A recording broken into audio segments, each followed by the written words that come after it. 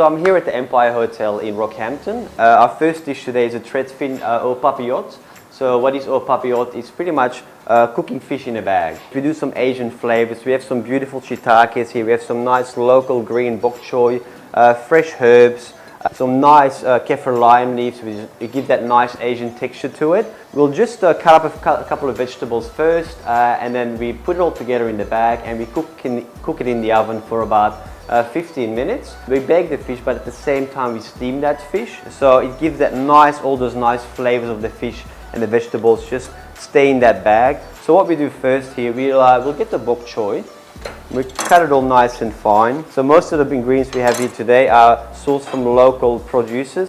What we do here, we might as well put it in a bowl, so we mix it all together, makes it easier. So now we cut up all the vegetables, so just add a little bit of garlic to it as well. So just slice it up. So that's all ready. We mix it all up nice and gentle. Well, what we do is we're trying to fold it over, fold it nice together like an envelope, or they call it En Papillote, which is basically a fish in a cocoon. Then again we add just a little bit of salt, because fish needs salt. Just a slice of butter right on the top.